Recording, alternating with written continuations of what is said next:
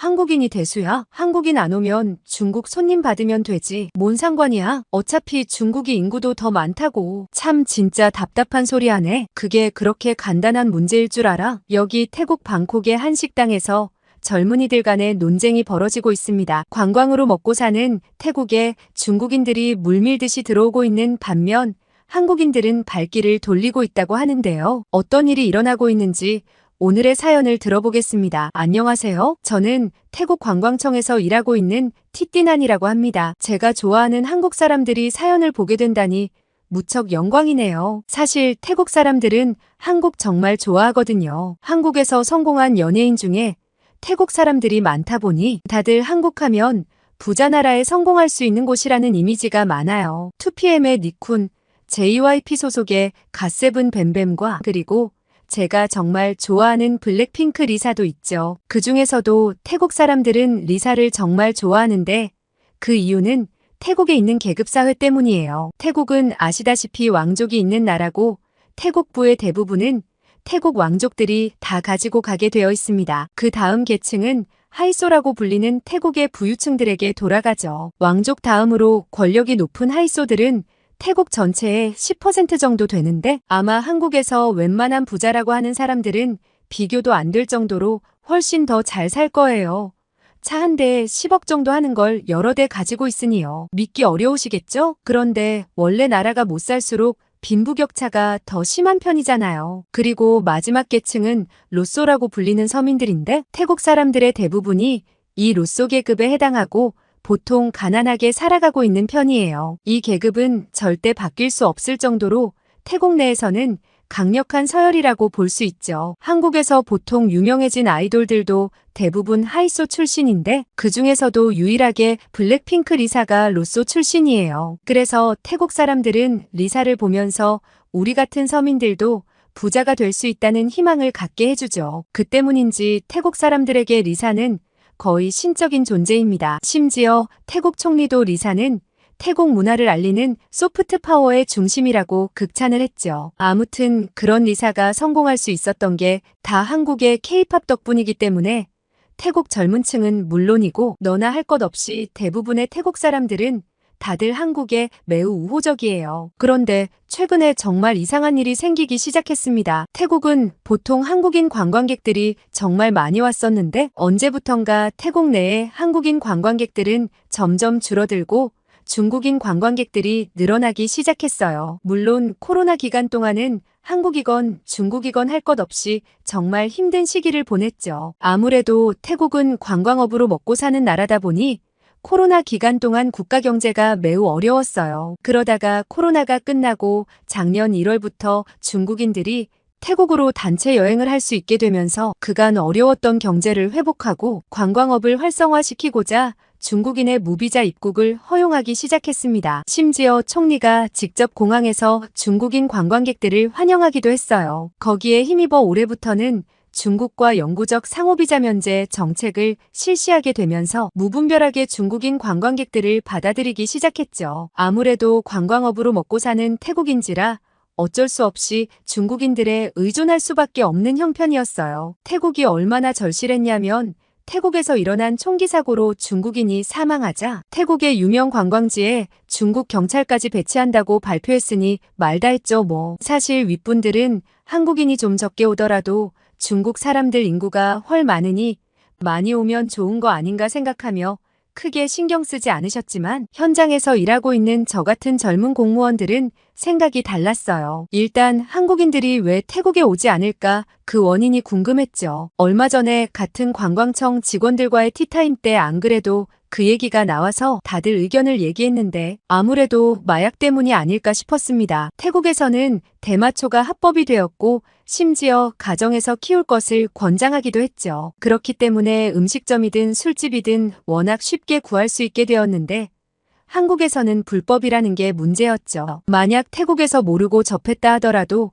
한국에서는 처벌을 받게 된다고 했습니다. 법을 잘 지키고 치안을 중요시하는 한국인 특성상 아무래도 여행 오기를 꺼릴 뿐더러 여행 와서 대마를 하는 사람과 어울리지 않고 싶을 수 있다는 의견이 있었죠. 또 다른 의견으로는 지난 5월에 있었던 파타야 살인 사건 때문이지 않겠냐는 얘기가 있었어요. 파타야 저수지에서 드럼통에 담긴 한국인 시신이 발견된 일이 있었죠. 아직 사건의 전말이 밝혀지진 않았지만 관광차 입국했다가 실종돼서 불법 도박이니 마약이니 하는 문제가 거론되고 있으니 관광을 꺼리는 게 아니냐고 했습니다. 사실 한국인들은 관광업을 하는 태국 사람들에게 폐를 끼치지 않기 때문에 저희 같은 공무원들은 한국인들을 정말 환영해요. 한국에 대한 좋은 기억밖에 없기 때문에 한국인이라면 얼마든지 환영이었거든요. 일부 상인들이 한국 사람들이 워낙 물건을 다 쓸어가니 그게 좀 불만이라거나 특정 가게가 너무 잘 되니 괜히 한국인 관광객에게 시비를 거는 경우가 있긴 했죠. 그치만 그건 매우 소수의 의견이었습니다. 그렇게 친절한 한국인 대신 중국인들이 점점 많아진다니 불안불안했습니다. 일각에서는 중국과 상호비자 면제가 시작된 게 윗계층인 하이소들 때문이라고 했어요. 하이소들은 대부분이 화교거나 중국계 혼혈이라 중국인들에게 우호적이라는 얘기가 있었거든요. 하지만 힘없는 말단 공무원인 저희는 뭐 어쩔 도리가 없었죠. 제발 큰 문제만 생기지 않았으면 좋겠다는 생각이었습니다. 민원이 생기면 사실 저희가 해줄 수 있는 건 거의 없고 위에 보고해봤자 달라지는 건 없기 때문에 불만만 한참을 들어줘야 하거든요. 아무튼 그날은 일을 마치고 오랜만에 친구 타나웨의 식당으로 모이기로 한 날이었어요. 타나웨는 빠투만 지역 근처에서 식당을 하고 있는데 한 번씩 친구들끼리 만나 타나웨의 가게에서 모임을 하거든요. MRT를 타고 가고 있는데 친구 논나가 이거 보라며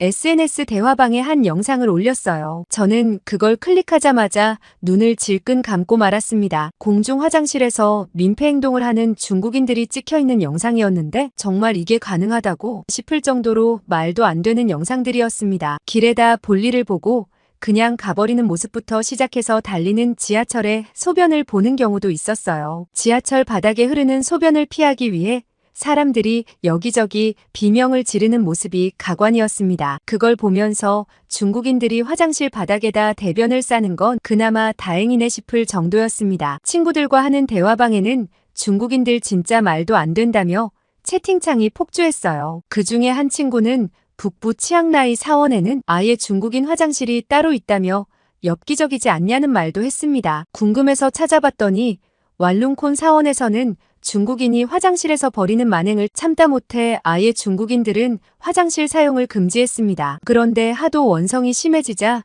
새로 화장실을 아예 하나 더 지었다고 해요. 그래서 옛날 화장실은 중국인들을 쓰게 하고 새로 지은 화장실은 태국과 다른 나라 관광객만 쓰게 했다고 했습니다. 이런 영상들을 보는데 아무래도 중국인들 때문에 점점 민원이 폭주할 것 같다는 불안한 느낌이 엄습했어요. 한동안 바쁘겠는데 생각하며 타나웨의 식당으로 갔는데 아니나 다를까 제 불안은 현실로 다가왔지 뭐예요. 타나웨는 만나자마자 진짜 중국인 때문에 죽겠다는 타령뿐이었어요. 상호비자 면제 때문인지 중국인들이 쏟아지기 시작하는데 대부분 매너가 엉망이라고 했습니다. 무료로 제공하는 서비스 음식들을 무분별하게 퍼가는 데다가 종업원들에게 매너 없는 행동을 한다고 했어요. 타나웨는 원래 기다리는 손님들에게 감사한 마음과 더불어 다른 식당과 차별화를 하기 위해 서비스 음식을 준비했는데 너무 많이 퍼먹는 중국인들 때문에 이제 없애야겠다고 했습니다. 그리고 아까 친구들과 대화방에서 말이 나왔던 화장실 문제는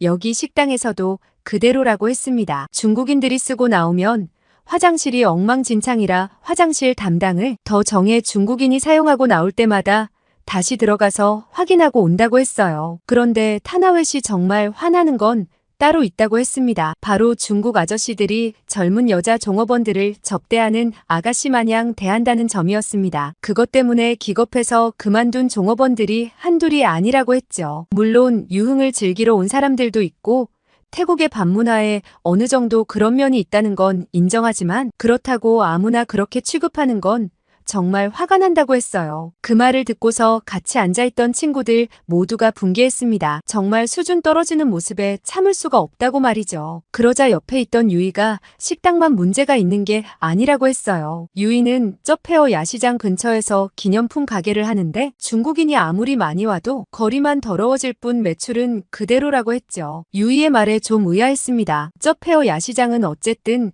관광객들이 많이 모이는 곳이라 중국인들이 많이 오면 매출은 좀 느는 거 아니냐고 물어봤습니다. 그러자 유이는 중국 사람들은 주로 중국인 화교가 운영하는 곳을 많이 간다고 했어요. 화교의 매출을 더 올려준다는 거였죠. 그런데 문제는 거기서 물건을 사거나 식사를 한 다음 알리페이나 위챗페이로 결제해서 중국 모바일 결제 시스템으로 넘긴다고 했어요. 그렇기 때문에 태국에서는 소비로 잡히는 게 하나도 없다고 했죠. 심지어는 태국에 올 때부터 값싼 항공과 숙박 패키지로 오는데 소비까지 잡히질 않으니 관광 와서 태국이 이득을 볼 게 별로 없다는 거예요. 그런 중국인들이 야시장 근처에서 사용한 쓰레기들을 길바닥에 아무데나 버리고 가버리니 오히려 길만 더러워진다고 했죠. 친구들은 그렇게 되면 오히려 손해 아니냐고, 다시 코로나 이전처럼 중국인들 단속해야 되는 거 아니냐고 목소리를 높였습니다. 그런데 한 친구가 꺼낸 말에 모두들 고개를 끄덕이며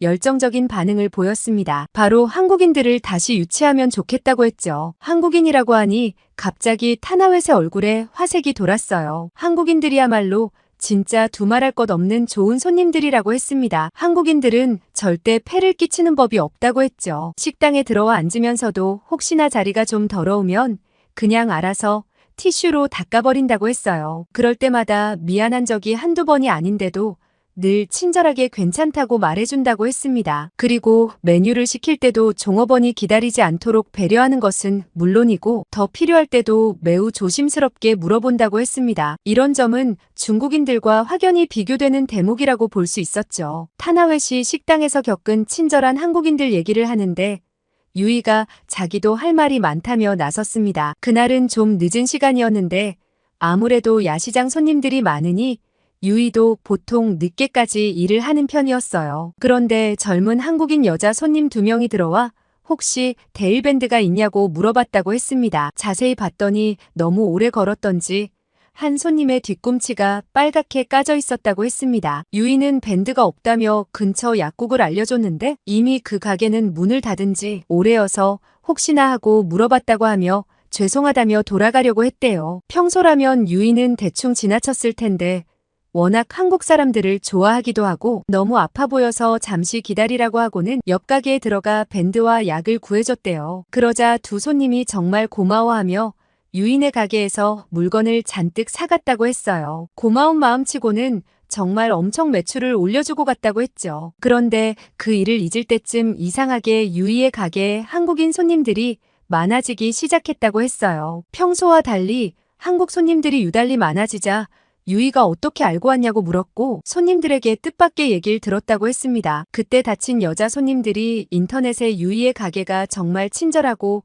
저렴한 데다 유이가 도와줬던 얘기를 올렸고 혹시나 야시장 근처로 기념품 가게를 갈 일이 있다면 꼭 들러달라는 얘기가 있었다고 했죠. 그 글을 본 한국 관광객들이 의리로 유이의 가게에서 기념품을 사갔다는 거예요. 유이의 얘기를 듣고 우리 모두는 한국인들의 의리에 감탄하고 말았어요. 사실 고마움의 의미로 유이의 가게에서 기념품을 잔뜩 사간 것도 모자라서 따로 인터넷에 글까지 올려주다니 보통 정성이 아니었죠. 심지어 그 글을 본 한국인들이 굳이 유이의 가게를 따로 찾아와서 물건을 팔아주는 것도 정말 대단한 일이라고 생각했거든요. 한국인들은 정과 의리가 가득하다는 얘기를 했어요. 그런데 이제 한국인들보다 중국인들이 더 많으니 정말 괴롭다는 얘기를 하면서 그날은 내내 장사하는 친구들의 넋두리를 들어주었습니다. 그런데 얼마 지나지 않아 회사 내에 큰일이 벌어졌습니다. 중국인들 때문에 영업을 하는 사장님들의 민원이 폭주하자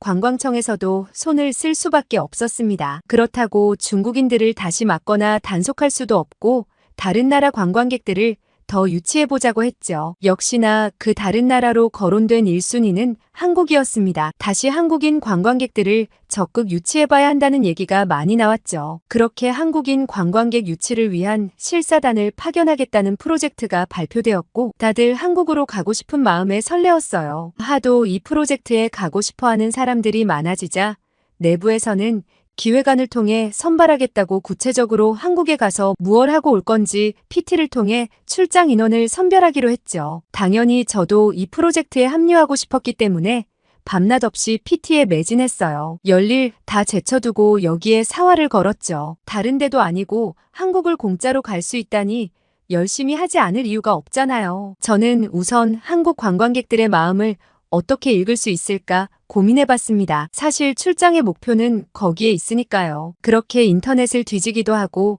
건너 하는 한국에서 일했던 친구의 도움도 받아가며 PT 준비를 했고 제 모든 걸 쏟아낸 발표를 마쳤습니다. 그리고 저는 기적적으로 붙을 수 있었어요. 제가 준비했던 건 태국의 한국어 학당에 다니는 친구들의 의견을 듣는 것과 한국에서 유행하는 촬영물들을 컨셉으로 SNS 챌린지를 하자는 내용이었어요. 그중에 SNS 챌린지를 만들자는 의견이 높은 점수를 받아 한국 출장에 뽑힐 수 있었습니다. SNS 챌린지는 한국에서 일했던 친구의 의견이었어요. 물론 다른 나라에서도 이런 챌린지들을 많이 하긴 하지만 한국인만큼 잘하고 열심히 하는 나라는 없다고 했습니다. 한국인들은 특유의 흥이 많은 데다가 전문가가 아니더라도 웬만큼 춤을 잘 추고 박자를 잘 맞추기 때문에 이런 영상을 특히 잘 찍는다고 했죠. 아무튼 밤낮 없이 준비한 보람이 있어 다행이었고 그렇게 한국에 가게 돼서 정말 기뻤습니다. 한국행을 앞둔 기간 동안 저는 한국에 가서 어떤 것들을 조사하면 좋을까 열심히 찾아봤습니다. 그렇게 꿈에 그리던 한국에 도착했고 다른 팀원이 아이디어를 냈던 성수동으로 가게 되었습니다. 성수동은 요즘 한국 젊은이들이 정말 좋아하는 장소로 도대체 어떤 포인트가 있길래 많이 찾는지 파악하고 태국 내에 발굴할 만한 장소가 없는지 알아보기로 했죠. 마침 성수동은 점심시간인지 사람들이 굉장히 많았는데 저는 한국인들에게서 특이한 걸 한 가지 발견했습니다. 사람들이 어느 가게든 일렬로 줄을 서 있었습니다. 알고 봤더니 식당에 웨이팅을 하고 있는 중이었는데 누가 시킨 것도 아닌데 알아서 질서 있게 줄을 서는 모습에 감탄했어요. 사실 새치기를 할 법도 한데 모두 자연스레 줄을 설 뿐더러 종업원의 실수로 순서가 잘못 불렸더라도 이분이 먼저 오셨다며 양보하는 모습까지 인상적이었어요. 아니 한국 사람들은 이렇게 솔직할 수 있나요? 정말 충격이었습니다. 이렇게만 된다면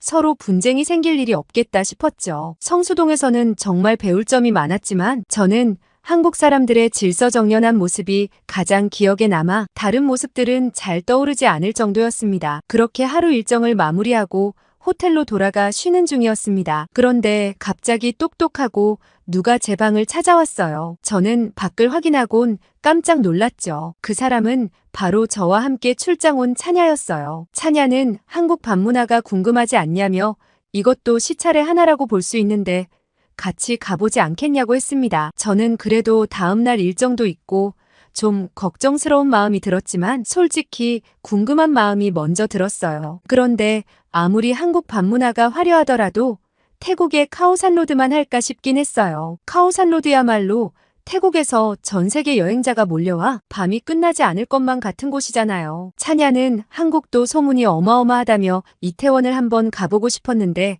같이 가줘서 정말 고맙다고 했습니다. 차냐는 이태원까지 지하철을 타고 가면 한 번에 갈 수 있다고 하는데 저는 깜짝 놀랐어요. 사실 방콕에 놀러 오신 분들은 아시겠지만 태국은 MRT가 카오산까지 가지 않아요. 중간에 꼭 택시나 버스를 한번 갈아타야 해서 솔직히 관광객 입장에서는 꽤 불편하거든요. 게다가 방콕은 한번 길이 막히면 어마무시하게 막히는 탓에 거길 왔다 갔다 한다고 시간을 한참 잡아먹기도 해요. 그런데 서울은 어딜 가나 지하철이 곳곳에 다니니 참 편리하다고 느꼈죠. 이런 점도 관광을 활성화시키기 위해 배울 점이라고 생각했습니다. 그런데 만약 그렇게 된다면 태국의 수많은 택시기사들이 반발할 수도 있다는 생각도 들긴 했지만요. 아무튼 그렇게 이태원으로 이동했고 이태원에 도착한 저희는 깜짝 놀랐습니다. 오히려 차냐가 더 놀란 듯했죠. 소문으로 듣기에도 굉장히 화려한 곳이라고 했는데 골목마다 늘어선 가게들과 수많은 사람들 그리고 관광객들로 거리가 북적북적했어요. 한참 골목을 구경하는데 갑자기 차냐가 큰일 났다고 얘기했어요. 무슨 일이냐고 묻기도 전에 식은땀을 흘리는 모습에서 심상치 않은 일이란 걸 알아챌 수 있었습니다. 차냐는 갑자기 배에서 신호가 와서 화장실을 가야 할 것 같은데 어떻게 하면 좋냐고 얘기했죠. 주변 화장실이 유료일 텐데 보통 방콕에선 현금만 받거든요. 저는 현금도 없는데 큰일이라며 호들갑을 떨고 있는데 갑자기 번뜩 머릿속을 스치는 그림이 있었습니다. 역에서 화장실 그림을 본 것 같았거든요. 방콕에서도 BTS 역사내에는 화장실이 없지만 MRT역에는 화장실이 있기 때문에 왠지 한국에도 있을 것 같았죠. 돈을 내야 하는 건 일단 나중에 생각해보자며 역으로 불이 나게 이동했습니다. 다행히 지하철역에는 화장실이 있었는데 정말 깔끔하고 쾌적해서 놀랄 수밖에 없었죠. 게다가 휴지도 칸마다 넉넉하게 비치되어 있어 걱정할 게 하나도 없었어요. 볼일을 보고 나온 찬야는 한국 진짜 좋다며 공짜로 이렇게 깨끗한 화장실을 쓸 수 있다니 이게 바로 경제 강국이라는 증거가 아닐까 하며 찬양했어요. 그렇게 고비를 넘긴 찬야는 화장실에 시간을 너무 많이 썼다며 1분 1초가 아깝다면서 제 손목을 끌고 미리 알아봐뒀다는 가게로 이동했습니다. 엄청 큰 스피커 소리와 세계 각국에서 온 사람들로 여기가 카오산로드 같다는 느낌도 들었어요. 오랜만에 이런 곳에 와서 그런가 정말 신났죠. 가게에서는 케이팝이 흘러나왔는데 세계 각국에서 온 여행자들이 다 같이 춤추며 따라 불렀죠. 그런데 누군가 계속 제 몸에 슬쩍슬쩍 고의로 닿는 것 같았는데 정말 기분이 나빴습니다. 대놓고 그러는 것도 아니라 처음엔 헷갈렸는데 반복적으로 닿는 불편한 느낌에 점점 불쾌감이 들었죠. 하필 찬야가 화장실 가느라 자리에도 없었던 터라 어디 이동할 수도 없었고 난처해하고 있었습니다. 도저히 못 참겠어서 고개를 들어 그 사람에게 한마디 하려는 순간 저는 두 눈이 휘둥그레졌어요. 제게 불쾌한 행동을 했던 남자의 손을 다른 사람이 휙 하고 잡아채는 거예요. 그러면서 한국어로 뭐라 하는데 저 대신 화를 내주었어요. 그리고 그 사람은 제게 사과해야 된다고 얘기하는 것 같은 느낌이었습니다. 그러자 그 남자는 손을 획 뿌리치며 대충 한두 마디를 하더니 도망가더라고요. 저는 저를 도와준 한국 남자에게 정말 고맙다고 말했어요. 그러자 그 남자는 다음엔 그런 상황일 때 꼭 옆 사람에게 도움을 요청해야 한다고 저 몹쓸 중국인이 얼마나 더 나쁜 짓을 할지 모르는 일이라고 했습니다. 물론 그 전에도 심히 짜증났지만 제게 불쾌한 행동을 했던 게 중국인이었다니 소름이 끼치면서 기분이 확 나쁘더라고요. 아무튼 덕분에 정말 다행이라며 어떻게 은혜를 갚아야 하냐고 묻자 괜찮다고 했습니다. 그런데 갑자기 휴대폰이 울려 메시지를 봤더니 찬야는 인연이 생겨 따로 한잔하고 들어간다며 늦을 것 같으니 먼저 들어가라고 미안하다고 보냈더라고요. 저는 친구가 먼저 가버려서 저도 이만 가야겠다고 하니 그 사람은 제게 역까지 데려다 주겠다고 했어요. 평소 같았으면 이유 없는 친절을 거절했을 테지만 저를 구해준 사람이기도 하고 고마운 마음에 역까지 함께 걸었습니다. 낯선 곳에서 이 늦은 밤에 모르는 사람과 함께 걷고 있다니 정말 말도 안 되는 일이었어요. 같이 걸어오는데 정말 눈 깜짝할 사이에 역에 도착했습니다. 너무 아쉬웠지만 뭘 더 하기도 쑥스러워서 고맙다고 얘기하곤 후다닥 개찰구로 들어왔습니다. 그러고 숙소에 들어와서 오늘 있었던 일을 떠올렸죠. 아무리 생각해도 그 몹쓸 손을 휙 잡아 위협하는 그 사람의 모습이 참 멋있었어요. 이름이나 SNS 아이디라도 물어볼 걸 아쉬워하다가도 며칠 뒤엔 방콕에 돌아갈 테고 다시 만날 일도 없는데 뭐하러 싶었죠. 차라리 얘기나 좀 더 하다가 헤어질 걸 괜히 아쉬웠습니다. 그렇게 저는 남은 일정을 마무리하고 방콕으로 돌아왔고 시찰을 다녀온 뒤 더 바빠졌습니다. 이번 시찰 결과를 토대로 한국인 유치를 위해 더 많은 프로젝트를 했어야 했거든요. 저는 시찰 결과 보고서에 한국인들이 질서를 잘 지키고 공중도덕이 굉장히 뛰어나기 때문에 우선 태국 국민들부터 공중도덕을 잘 지키는 캠페인을 하는 게 좋겠다는 제안을 했어요. 아무래도 한국인들이 보기에 좀 부끄러운 면도 있었기 때문이죠. 그리고 찬야는 화장실 문제를 꼭 개선해야 한다고 주장했습니다. 한국처럼 깔끔하고 무료인 화장실이 많아야 관광객들 입장에서는 편하게 여행을 다닐 수 있다고 했어요. 직접 겪어보니 정말 난처했다고 덧붙이며 지금 유료인 곳도 국가에서 정책적으로 지원할 필요가 있다고 했죠. 아무튼 저희 팀이 열심히 연구해서 꼭 다시 한국 관광객들을 많이 유치하면 좋겠습니다. 그리고 저는 가끔 그 남자 생각을 하곤 해요. 혹시나 다시 만나면 알아보기나 할까요? 아무튼 여행지에서는 꼭 이런 아련한 일들이 생기곤 하는 것 같아요. 이태원에서의 추억을 떠올리면서 이만저는 메일을 마무리할게요. 오늘 티띠난 씨의 사연 어떻게 들으셨나요? 다른 나라도 아니고 중국과 상호비자 면제를 맺다니 태국이 너무 급해서 악수를 둔 게 아닌가 싶습니다. 그리고 우리 한국 사람들은 어딜 가든 좋은 소리만 듣고 다니니 저도 여행 갈 때 우리 한국 사람들의 명성에 누가 되지 않도록 행동 하나하나 조심해야겠다는 생각이 듭니다. 영상에 좋아요와 댓글 많이 남겨주시면 제게 큰 힘이 됩니다. 끝까지 시청해주셔서 감사합니다. 이상 감동필름이었습니다.